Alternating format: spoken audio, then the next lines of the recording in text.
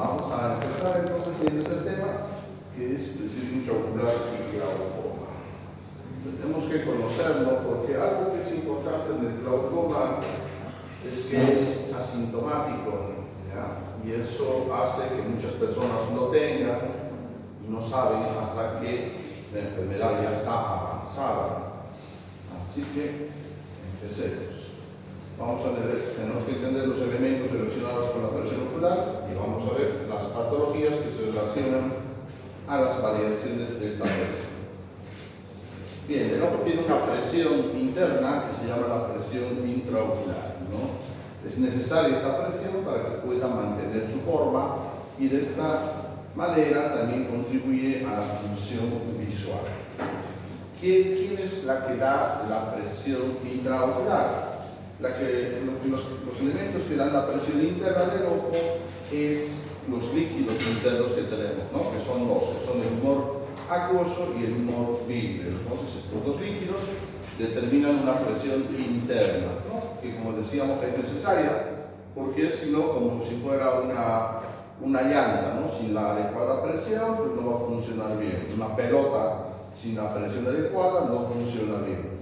Entonces, lo mismo el ojo tiene que tener una presión que es una presión propia, ¿no? No tiene nada que ver con la presión arterial.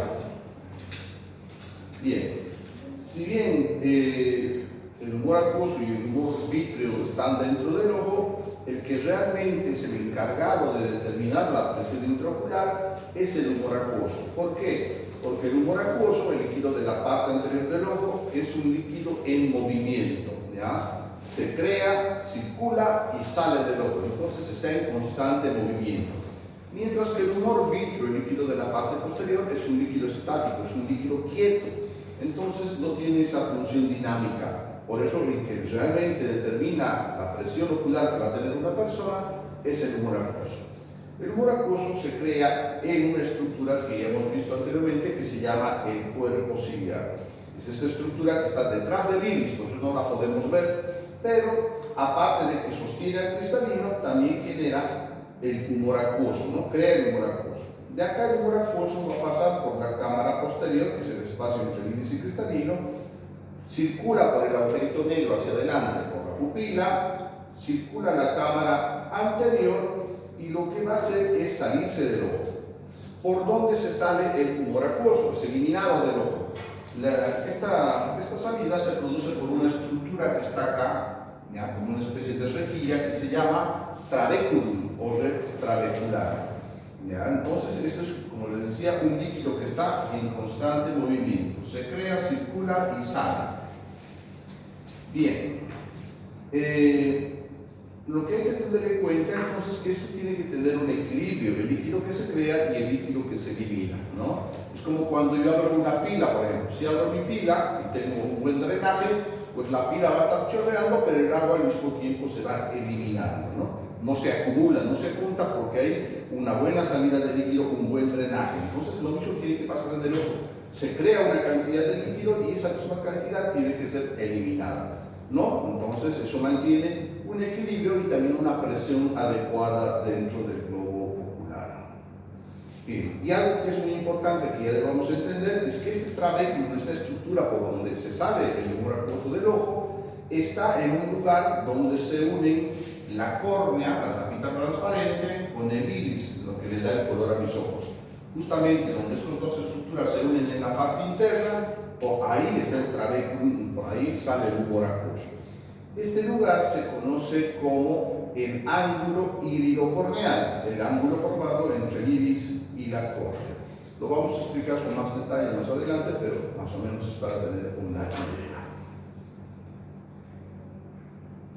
Bien, entonces el trabéculum, esa estructura que hemos visto que está acá, que es así como una especie de rejillita, está acá, ¿no? Al final de donde se unen la córnea con el iris. ¿Ya? Es este del trabéculum.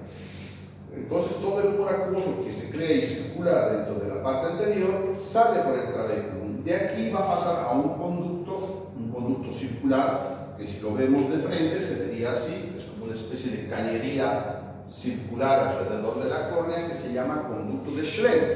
Entonces del trabéculum pasa al conducto de Schlenk. y del conducto de Schlemm va a pasar a unas venas que están sobre el ojo y se llaman venas epiesclerales. Estas venas son las que terminan eliminando el humor acuoso junto con la sangre venosa, ¿no?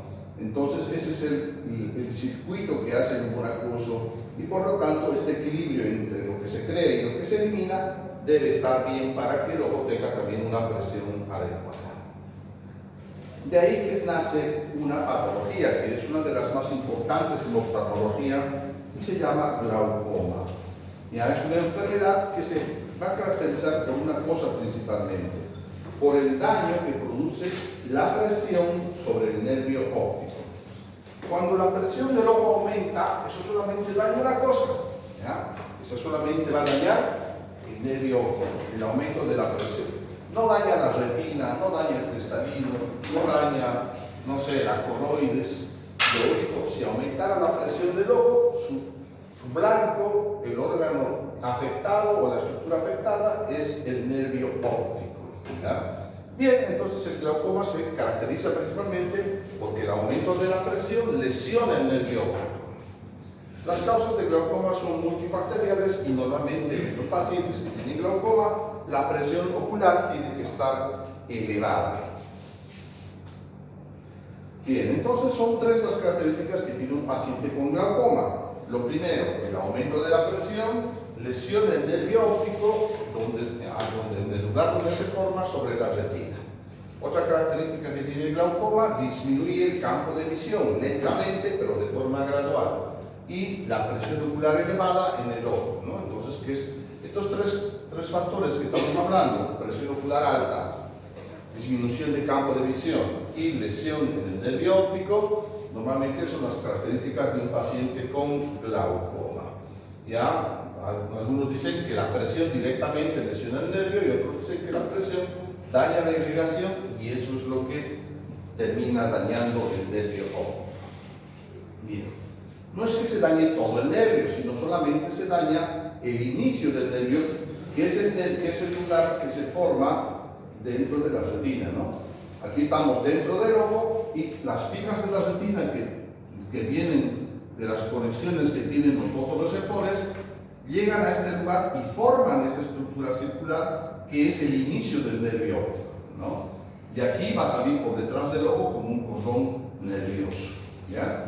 Esta parte, entonces, es el nervio óptico, es lo que podemos ver cuando miramos el interior del ojo, ¿no?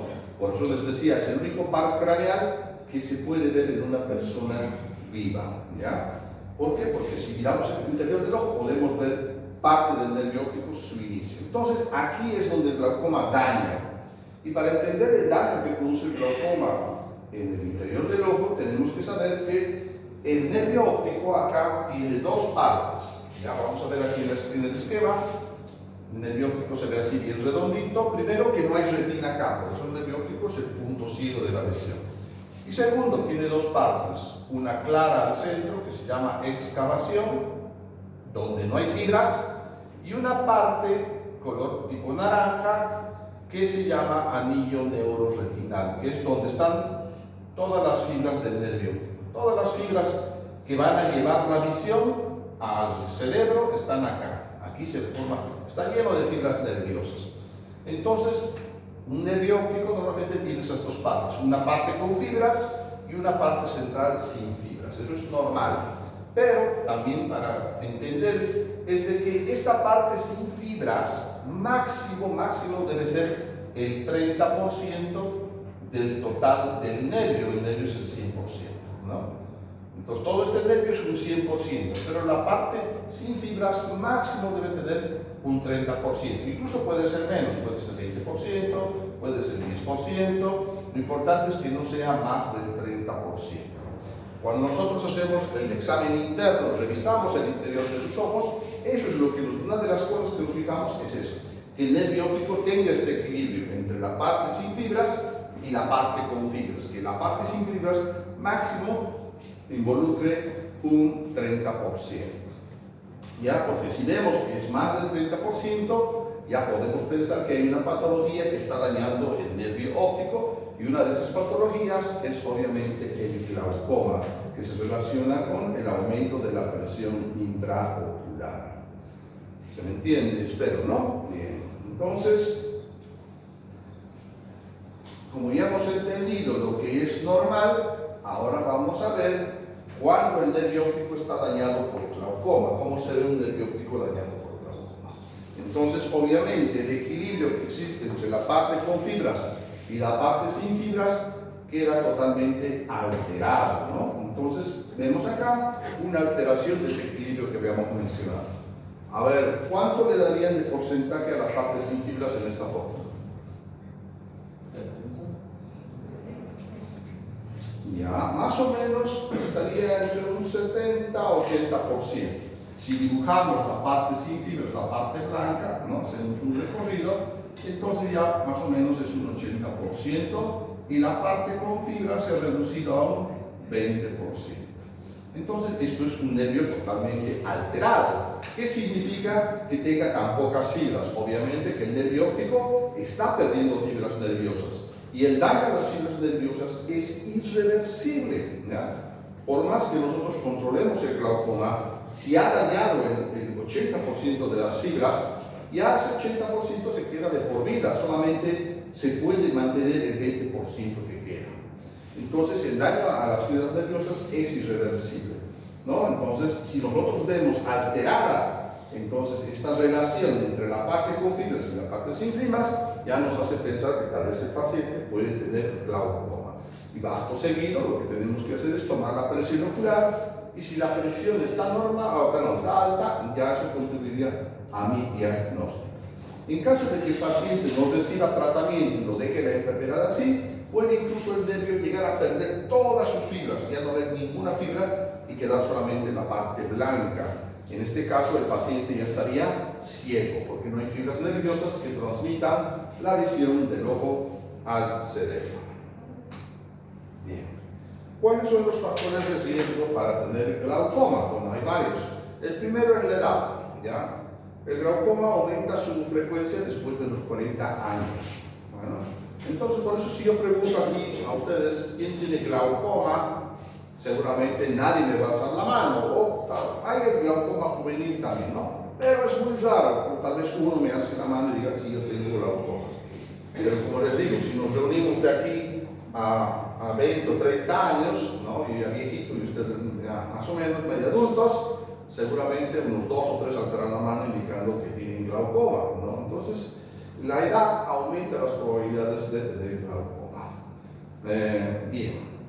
Córneas delgadas, bueno, eso depende de la anatomía ocular, eso solamente se sabe con estudios.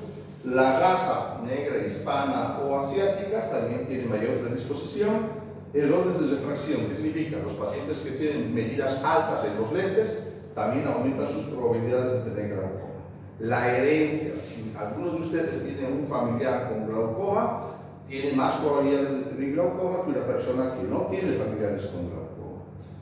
Factores sistémicos, hipertensión arterial, diabetes mellitus, migraña. Bien, si bien no hay una relación directa entre el glaucoma y la presión alta, de todas formas la presión alta es un factor de riesgo para tener glaucoma, pero que se entienda que no hay relación directa.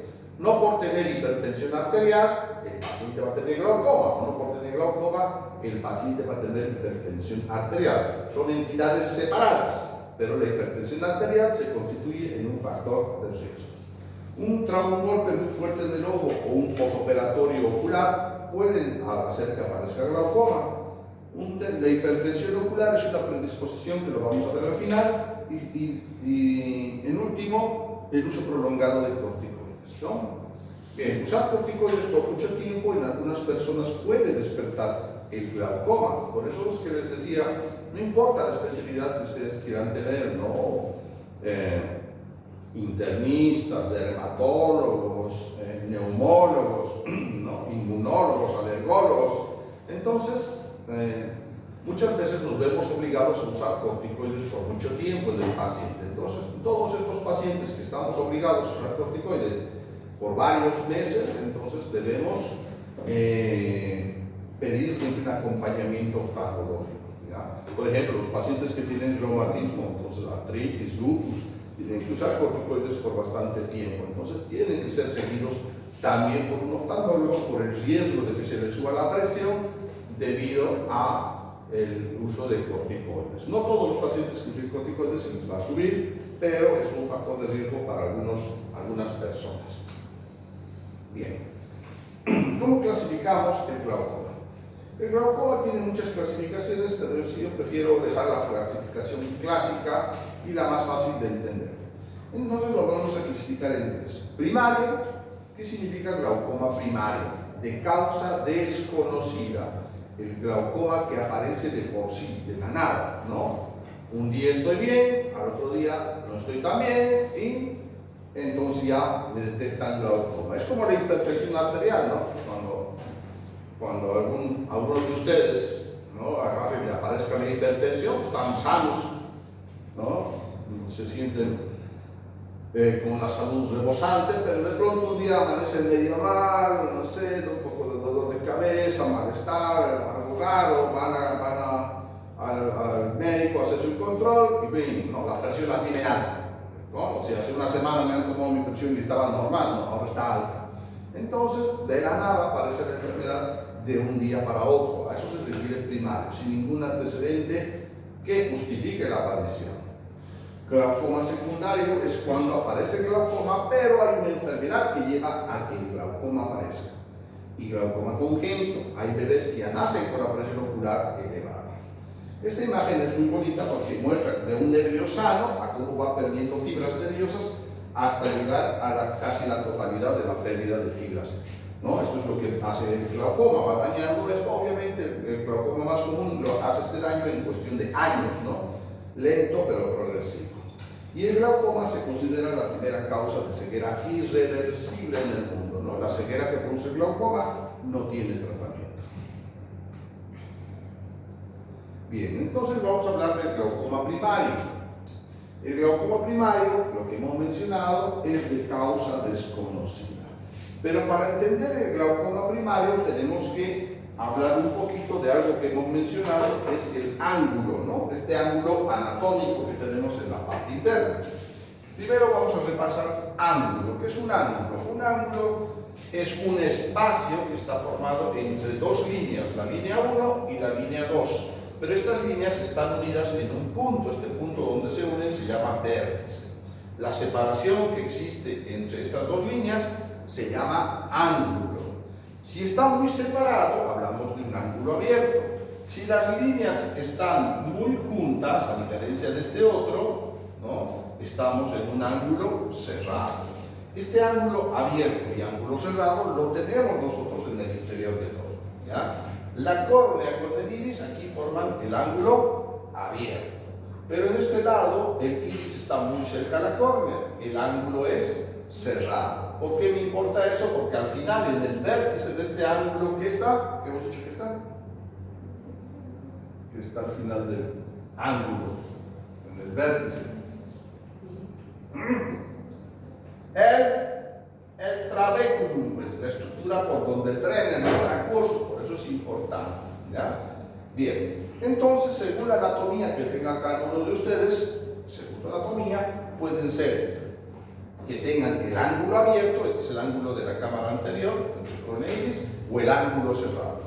Por suerte, la mayoría de las personas tienen el ángulo abierto, que es el menos peligroso, ¿no? Cuando uno va al oftalmólogo, entonces otra cosa que nos fijamos cuando nos revisamos es si tienen el ángulo abierto o el ángulo cerrado, ¿no? Miren, eso es importante saberlo. ¿Por qué nos interesa este ángulo? Porque por aquí, por este espacio, va a salir el humor acuoso rumbo a través del trabéculo, ¿no? Todo el humor acuoso, la mayoría del humor acuoso se elimina por ese lugar. Así que si tengo un ángulo abierto, en teoría el líquido debería salir mucho más fácil que si la persona tiene el ángulo cerrado. Bien, habiendo entendido eso del ángulo, vamos a hablar entonces del glaucoma primario de ángulo abierto. Este es el que la mayoría de las personas tienen, un ángulo de separación muy abierto, ¿no? Entonces el líquido, el humor acuoso, puede ir con facilidad, podría llegar al trabéculo, ¿ya?, a la estructura que drena el humor acuoso. Bien, cuando estas personas que tienen un ángulo abierto les da glaucoma, ¿no?, se les sube la presión, bien, entonces tenemos el glaucoma primario de ángulo abierto. El glaucoma primario de ángulo abierto es el más frecuente, pregunta el examen. ¿Cuál es el glaucoma más frecuente? El primario del ángulo abierto. ¿Ya? Pero este glaucoma tiene un gran problema, que es asintomático. Muchas personas mayores de 40 años tienen glaucoma, pero no saben. ¿Por qué? Porque no da síntomas. No va a tener dolor de cabeza, dolor de ojos, se va a poner rojo su ojo, le va a variar la visión, todo normal, no se siente normal de la visión, ¿no? Entonces, no sospecha que tiene glaucoma, ¿no? Por ejemplo, las mujeres, ¿no? ¿Quién sabe si tiene, cómo previenen el cáncer de cervix? ¿Qué tienen que hacer? Papá Nicolau, ¿no? Aunque no tengan síntomas, ¿sí o no? Sí, esto es lo mismo. Como el glaucoma no da síntomas, ya cuando una persona tiene más de 40 años, por lo menos, al igual que el Papa Nicolau, una vez al año, por lo menos tiene que hacerse tomar la presión intraocular, porque no hay forma de detectar por la sintomatología, ¿no? El paciente no se va a dar cuenta estando con varios años de la enfermedad. ¿Ya? Bien, la evolución es crónica, lenta y progresiva, ¿no? Bien, pero si hay una buena abertura del ángulo, hay un ángulo amplio por donde el humor acuoso puede salir. ¿Dónde está el problema? ¿Por qué la presión es alta? ¿Ya? ¿Por qué se eleva la presión del ojo? Si hay una buena salida acá, un buen espacio. Para que me entiendan cuál es el problema del glaucoma primario de ángulo abierto, siempre me gusta hacer la comparación como cuando nos duchamos, ¿no? A veces nos duchamos y resulta que en el piso se empieza a juntar agua. ¿Por qué se junta agua en el piso? ¿Ah? Mau escoamento Mal. por el declive del piso, No. el piso no está... No, el piso filtra bien. Ya, entonces es la cañería que está obstruida. Obstruida la cañería. Sí, de la salida de agua. No sería tanto la cañería, sería. No sé, Está bien, pero no toda la cañería. Ya, pero no sé el nombre de ese que sale. ¿Qué se llama? No sé. No, yo sé en portugués, pero como es en español, no sé. La rejilla, bien. ¿Qué pasa? ¿Qué pasa con la rejilla? ¿Qué pasa con la rejilla? ¿Por qué está trabado? ¿Por qué Cuando está... está sucia. ¿Con qué? Con cabello, ¿no? Bien, entonces si uno alza la rejilla, ¿qué se encuentra ahí abajo? Cabellos, ¿no? Montonera de cabellos. Uno retira el cabello y obviamente el drenaje vuelve. Pero cuando está taponeado, el agua se empieza a acumular, empieza a ser como piscina en el piso, ¿no? Entonces, eso es lo mismo que pasa acá. Hay una buena abertura para que salga el líquido, pero el problema está en la rejilla, en el trabéculum, ¿ya? Este trabéculum no filtra bien el humor acuoso. Y como no filtra bien, no puede filtrar todo, se empieza a retener líquido. Y al retenerse el líquido, empieza a aumentar la presión intraocular. Entonces, en los pacientes que tienen glaucoma primario de ángulo abierto, hay un fallo en el drenaje a nivel de la rejilla del ojo, que sería el trabéculo. Bien. ¿Cuál es el tratamiento del glaucoma? Para tratar el glaucoma, normalmente hacemos un tratamiento médico. Existen gotas y colibrios que pueden bajar la presión del ojo, ¿ya? Bien. Sin embargo, lo malo que tiene el glaucoma es que es un tratamiento de por vida. Una vez diagnosticado, la persona hasta que se muera tiene que usar gotas para bajarse la presión del ojo. Bien, los colibrios son varios los que tenemos en nuestro medio. Los principales, o los que más usamos, son timolol, dorzolamida, brivonidina, langanoprost. ¿Ya? Se puede usar 1, 2, 3, hasta 4 combinados, dependiendo de la respuesta del paciente. Hay algunos pacientes que tienen una presión demasiado alta y aún con todo el tratamiento en colibrios no responde, así que existe una tableta que también ayuda a bajar la presión del ojo, que se llama acetazolamida. ¿Ya? El acetazolamida es un diurético que tiene una buena respuesta a nivel ocular, baja la presión del ojo bastante rápido. Pero hay un problema con la acetazolamida, no se lo puede tomar de forma indefinida, porque porque produce muchos efectos secundarios, produce parestesias, adormecimientos, calambres. Entonces es por ese motivo que un paciente que se ve forzado a usar la tableta, cuando los colirios ya no tienen el efecto suficiente, es un paciente que tiene que operarse, ¿ya? Entonces cuando hay un glaucoma que no responde a los colirios y recurrimos a la tableta, tiene que operarse. Bien, ¿alguien sabe cuál es el otro uso que tiene la acetazolamida? ¿Para qué más se usa? Para el mal de altura, muy bien. No, es excelente para el mal de altura. Es uno de los medicamentos que se toma cuando se va a viajar a zonas de altitud. Hay que tomarlo días antes y durante la estadía en la altitud, ¿no? El Sorchipil, por si acaso, no tiene acetazolamida, tiene otros compuestos. Pero hay un compuesto para la altura que trae la acetazolamida que se llama una cápsula. Por ejemplo, se trae acetazolamida más paracetamol, entonces también sirve para el mal de altura. Bien. Ahí vemos obviamente una lista de los medicamentos y su mecanismo de acción, no vamos a entrar ahí. Y bien, ¿qué pasa cuando el paciente no responde a los colirios? ¿O qué otras alternativas tengo en vez del colirio? Bueno, una alternativa sería hacer láser. El objetivo del láser es hacer agujeros más grandes. Se dispara al trabéculum por donde drena el humor acuoso y se hace agujeros más grandes que ayuden a que drene mejor el humor acuoso. Este tratamiento es muy efectivo en muchos pacientes y puede durar años el paciente sin necesidad de usar colirio, simplemente con el láser, ¿no? Pero a veces sí después se hace la necesidad de usar los colirios. También hay una cirugía que se puede hacer para bajar la presión ocular. Esta cirugía se llama trabeculectomía. ¿Qué es ectomía? ¿Qué significa ectomía?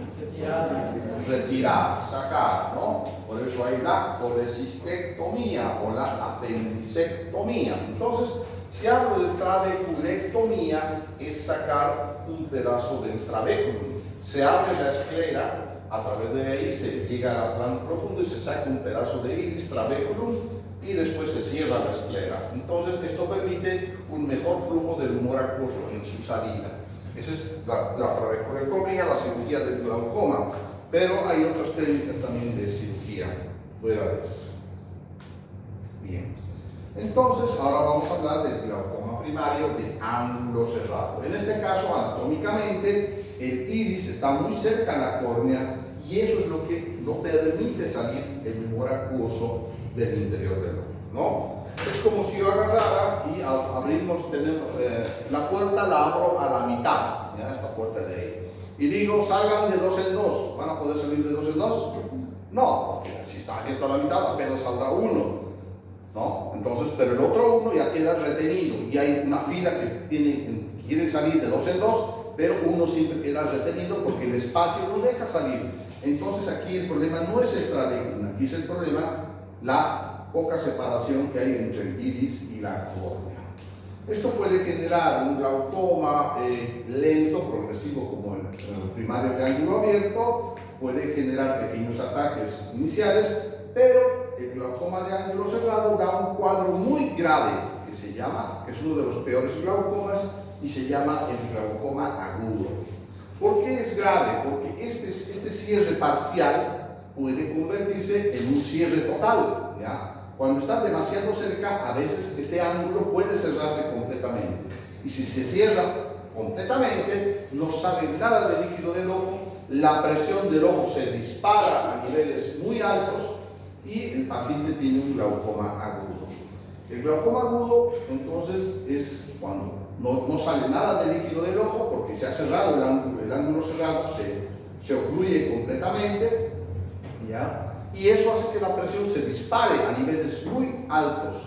Por lo tanto, la lesión del nervio óptico puede ser rápida, a diferencia del glaucoma primario de ángulo abierto, que es crónico, que va lesionando lentamente pero progresivamente. Pero en un glaucoma agudo es la lesión rapidísima, ya que no sale nada de líquido del ojo.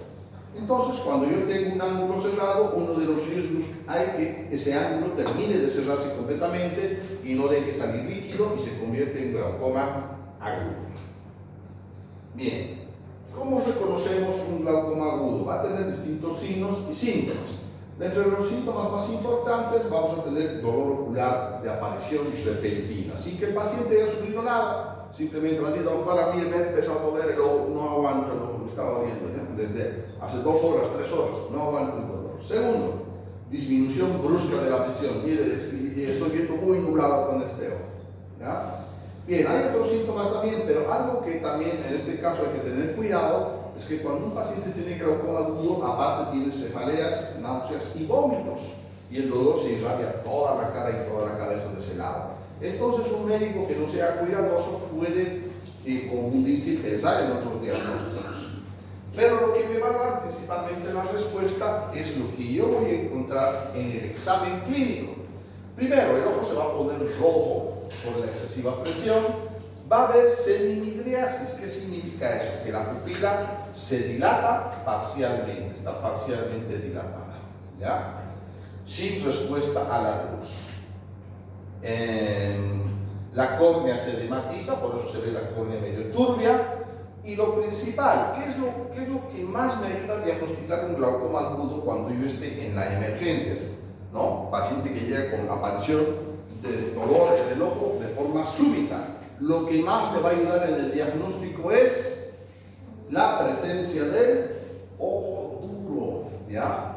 Cuando diga, no hay justificativo, no se ha golpeado, no pasa nada y simplemente le apareció un dolor severo de un momento para otro con pérdida visual, podría ser glaucoma agudo. ¿Qué tengo que hacer para estar seguro que es glaucoma agudo?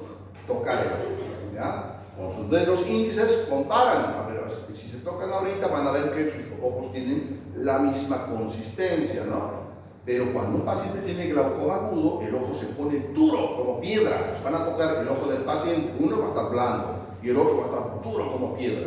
Entonces, si tocan esa diferencia, esa dureza en el ojo, más dolor agudo, más pérdida visual, más pupila dilatada, están frente a un glaucoma agudo. ¿Qué hago en un glaucoma agudo? Que es una emergencia médica, porque si no le bajo la presión del ojo rápido, ese paciente puede tener una lesión rápida también del nervio óptico.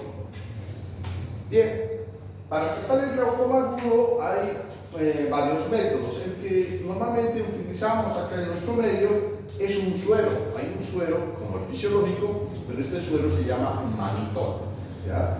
El suerito manitol viene así, como están viendo, de cuarto litro de 250 cc. Y el manitol se debe dar a razón de 1 gramo a 2 gramos por kilogramo peso. Es decir, si una persona pesa 60 kilogramos, pues más o menos tengo que dar 60 gramos de manitol.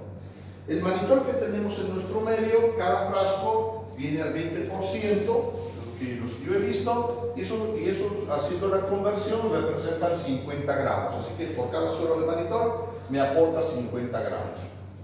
Bien, eso se coloca endovenoso y algo muy importante del manitol es que no solamente baja la presión del ojo, también baja la presión intracraneal y también puede afectar a la presión arterial. Por eso los neurólogos también lo usan para bajar los edemas cerebrales, por ejemplo, usan el manitol, ¿ya? Bien, pero el manitol, como me baja todas las presiones, ¿no? Tiene que ser administrado con control constante de los signos vitales y con el paciente recostado. No le puedo poner manitol parado o sentado, porque ese paciente se desmaya, se cae, ¿ya? Tiene que estar echado y con control de signos vitales cada 5 minutos. Hay que estar controlando la presión cardíaca, respiratoria, ver que no me esté bajando demasiado la presión, si no tengo que suspender el tratamiento. Ya, a la par que inicio el manitol, también inicio la cetazolamida, la tableta para bajar la presión, una tableta cada 6 horas, ¿ya? Bien, tiene pocas contraindicaciones, pero bueno. Ahora, si ustedes estuvieran en el campo, solitos, por ellos han destinado en provincia a un lugar lejano, y les llega un paciente y parece glaucoma agudo, bien, no tienen manitol o tienen miedo de usar el manitol. Bueno, si tienen miedo de usar el manitol o no tienen, por lo menos denle acetazolamida. La acetazolamida cada 6 horas, la tableta va a tardar un poco más, pero le va a bajar la presión del ojo. Cualquier polivio que tenga disponible para glaucoma, también tengo que administrarlo, ¿ya? Se evita estos colidios, estos en el ataque de glaucoma, y de los otros sí sirve cualquiera, tienen que administrarse inmediatamente. Este colidio pilocarpina también se recomienda, pero en Bolivia prácticamente nunca hay pilocarpina, es raro de encontrar. Y a veces se dan también corticoides que alivian la inflamación que produce la subida brusca de la presión. Una vez que ha bajado la presión del ojo, se ha podido controlar, entonces el paciente tiene que hacerse un procedimiento que se llama iridotomía. ¿Qué es la iridotomía? Es hacer un agujero en el iris, ¿ya? Entonces en el iris tenemos el agujerito de la pupila, ¿no?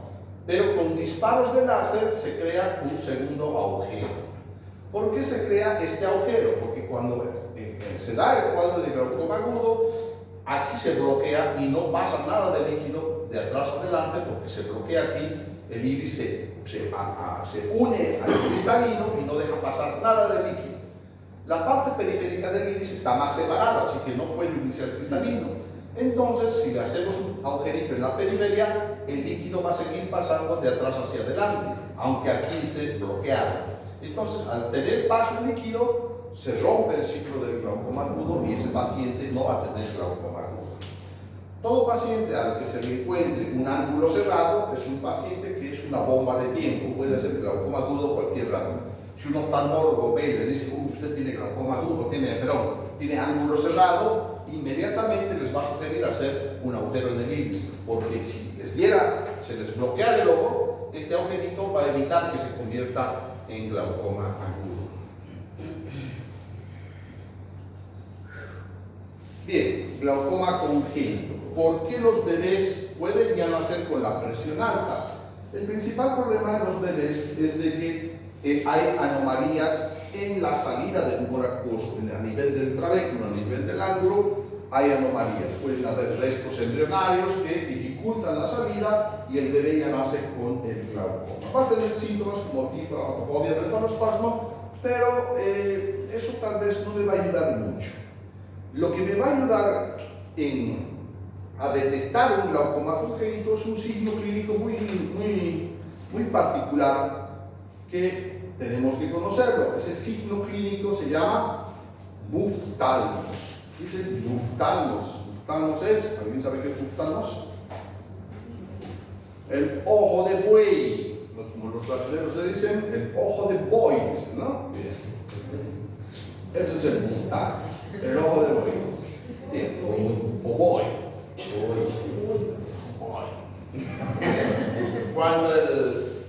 Cuando un bebé tiene glaucoma congénito, ¿cómo van a ser? Y esto es importante. Pregunta de examen también. ¿Cuál es el único glaucoma que modifica la anatomía del ojo, que altera la anatomía del ojo? Y eso es el glaucoma congénito. A una persona adulta que le da glaucoma, su ojo va a estar igual, pero el ojo del bebé está en desarrollo, está en crecimiento. Es por eso que las presiones elevadas le modifican el tamaño, lo hacen más grande, la córnea grande, el globo ocular grande. Y eso es lo primero que se nota, unas córneas grandes, ¿no? Si ustedes van al mercado y miran el ojo de las vacas, los toros que están ahí puestos, son córneas gigantes, córneas grandes. Entonces ese es el buftalmos, una córnea grande. Si nace un bebé con córnea grande, hay que descartar que no tenga glaucoma congénito, ¿no? Igual se daña el nervio óptico y el tratamiento tiene que ser quirúrgico. Bien, glaucoma secundario. ¿Qué patologías pueden hacer aparecer glaucoma? Un golpe fuerte en el ojo puede hacer aparecer. Uso prolongado de corticoides, ya hemos hablado. Tumores intraoculares que ocupan campo también. La catarata, no todas las cataratas, pero a veces las cataratas pueden hincharse y eso ocupar campo y limitar la salida del humor acuoso. Las inflamaciones internas del ojo, llamadas uveitis. Hemorragias internas, como hemos visto en la práctica del trauma, los ifemas, por ejemplo, los sangrados internos pueden obstruir la salida del humor acuoso. La proliferación de vasos anómalos, eso también lo vamos a ver en el tema de retina. Bien.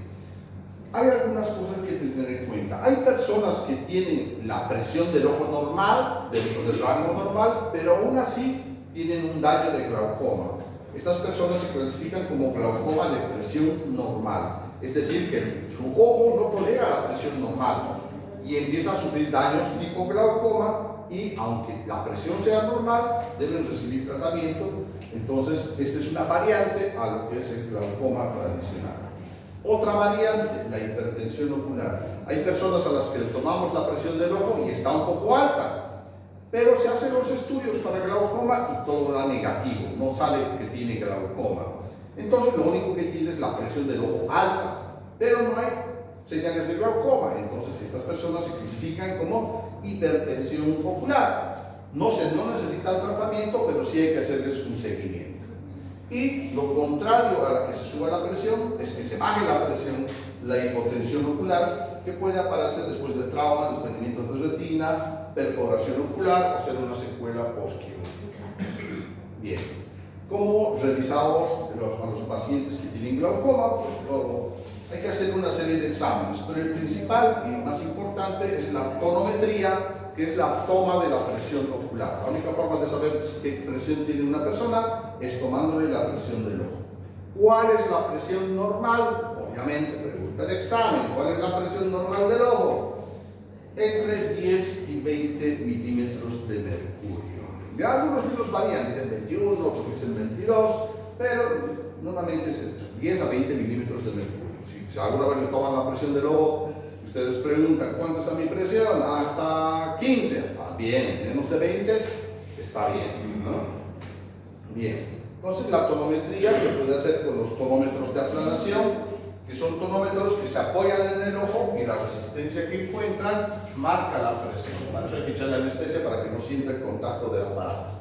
Los de rebote, que son filamentos que rápidamente chocan al ojo y el paciente no tiene tiempo ni de cerrar, entonces es otro método, ¿no? Y esto les había dicho, por ejemplo, que lo usan los veterinarios para los animalitos, como no colaboran nada, esto sale, las onditas salen tan rápido que hasta que reaccione ya le ha tomado la presión. Los tonómetros de aire, que son aparatos más grandes, no tocan el ojo, botan chorro de aire, y la palpación con dedos, que solamente me sirve ¿para qué glaucoma? Para el agudo, pregunta de examen. Les digo aquí ya 3 preguntas o 4 de examen.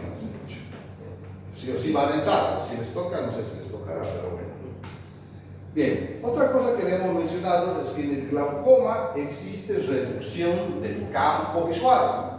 Normalmente en el glaucoma el campo de visión se va disminuyendo, es lenta la disminución, por eso el paciente no se da cuenta, ¿no? De tener un cambio completo se puede ir disminuyendo hasta quedar con una visión túnel y sin tratamiento puede llegar a quedar ciego. Entonces todo paciente con glaucoma tiene que hacerse un estudio que se llama el campo visual. Y en ese estudio vamos a ver si es que hay zonas de escotoma que son relacionadas al glaucoma. Entonces todo paciente con glaucoma cada 6 meses tiene que hacerse este estudio, sí o sí, obligatorio, para ver si está avanzando la enfermedad o no. Otro estudio que es obligatorio en todo paciente con glaucoma es la tomografía OCT. No se olviden que esta tomografía llamada OCT son tomógrafos oculares especiales, no hay en los hospitales normales, solamente en centros oftalmológicos. Y me hace una tomografía del nervio óptico, ¿no? Y ahí demuestra cuánto de daño tiene el nervio óptico, cuántas fibras ha perdido, ¿no? Entonces me va dando porcentajes muy exactos, incluso de pequeños daños en el nervio óptico. También es un estudio obligatorio en todo paciente con glaucoma. Y finalmente, para acabar, vamos a hablar de un procedimiento ingenioso, pero que se reserva para casos muy graves donde no hay solución, ¿ya? Alguien pensó seguramente, dijo, a ver, ¿dónde se crea el humor acuoso? ¿Dónde se crea? En el cuerpo ciliar. ¿Y qué tal si destruimos el cuerpo ciliar? ¿No? Y de ahí nace este procedimiento que se llama la ciclodestrucción. Entonces, esto solamente es como un procedimiento que va a dañar tejido ocular, se hace solamente en casos donde el glaucoma esté muy avanzado, sea de mal pronóstico y donde todas las otras técnicas han fracasado. Nada sirve. Entonces se busca dañar porciones del cuerpo ciliar, porque al dañar el cuerpo ciliar va a disminuir la producción de humor acuoso. Ese daño se hace a través de láser, que se aplica a través de la esclera, o crioterapia por congelación y daño del cuerpo ciliar. Entonces es un procedimiento interesante, pero como les digo, es para casos ya demasiado graves, porque ya la destrucción de tejido, ya estamos hablando de cosas mayores. Fin. ¿Una pregunta? ¿Duda? ¿Sí? ¿Qué pasa con un paciente que tiene la presión menor que 10, presión intraocular? Hay personas que tienen la presión menor de 10, 9, 8, pero si no tiene síntomas, no hay daño, no pasa nada. Y si está muy bajo, ¿qué va a pasar? ¿O sale? No sale. No tiene complicaciones, entonces.